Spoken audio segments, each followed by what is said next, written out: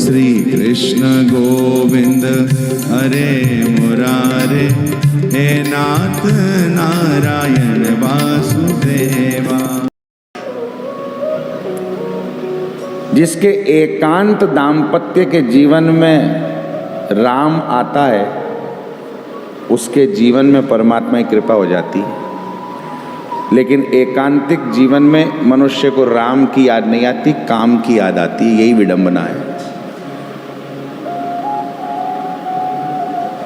भगवान शिव और माता पार्वती की एकांतिक वार्ता है रामचरितमानस।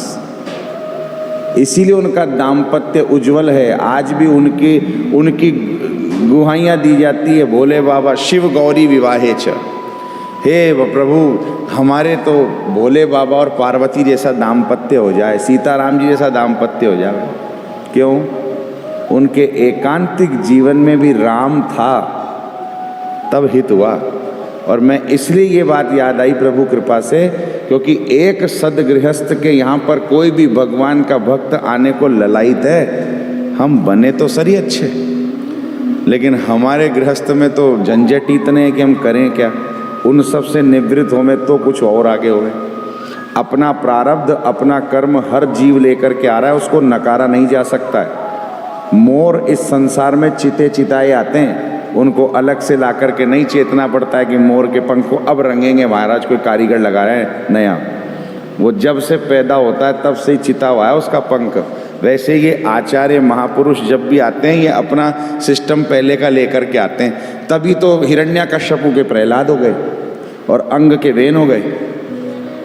बड़ा धर्मात्मा राजा था अंग, उसके ऐसी संतान हुई कि अंग ने अपना घर छोड़ दिया, राज्य छोड़ दिया और जंगल जाके रहने लग गया।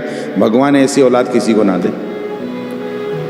इतने धर्मात्मा के यहाँ पर ऐसा राक्षस जैसा बेटा, और वो ऐसा प्रबल राक्षस नारायण का बैरी, उसके यहाँ ऐसा प्रबल भक्त प्रहलाद।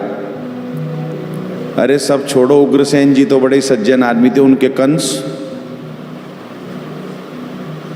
ये सब क्या है?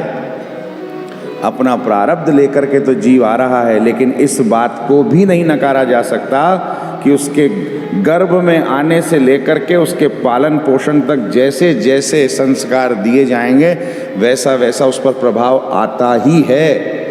ये 100% सत्य है।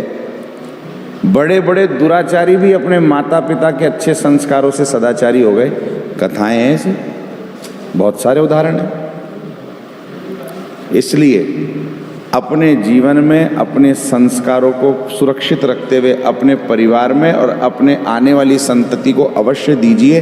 ये हमारा नैतिक कर्तव्य है, जिसे हमें नित्य करना है। इससे हमें मुंह नहीं मोड़ना चाहिए। हम कितने ही बड़े IAS IPS बन जाएं, RAS बन जाएं, मजिस्ट्रेट जज कलेक्टर बन जाएं, बनो ना, कौन मना करता है। भगवान ने योग्यता दी है, पढ़ो लिखो विद्वान बनो, इसमें काम मना है। लेकिन संस्कारों से विमुख होकर के नहीं बनते तो ये अच्छे थे। क्यों डॉक्टर साहब? आज आप में संस्कार हैं तो अच्छे लग रहे हो ना। अब आप बहुत बड़े डॉक्टर तो हो, लेकिन संस्कारहीन हो, हमारे क्या काम के हो? करो ऑपरेशन जो भगवान ने दिया, काटे पीटे जाओ, जोड़े जाओ, हमारी बलाते। शोभा कब है? जब आप भी भगवान की भक्ति राम राम करते हुए ठाकुर जी की अपने भगवान का काम किया, अपना कर्म किया, तो ये तो विशेषता है और यही महिमा है। इसलिए इन बातों को अवश्य उतारिए, समझिए और अपना नाता संबंध श्री हरि से जोड़िए। आइए, बैंगन रह गया। अरे वो हम कभी कभी ऐसे हो जाता है, क्षमा कीजिएगा। ऐसा लगता है ये भी कह दो याद आ रहा है, तो ये भी कह दो याद आ रहा है, तो फिर पता नहीं कौन कब सुनेगा। मन के विचार हैं, कह लो। खैर, किसी भी प्रकार से हो, भगवान से संबंध जुड़े, कुछ अच्छा हो आप सबके जीवन में। इस सत्संग से मैं यही प्रार्थना भगवान से करता हूँ।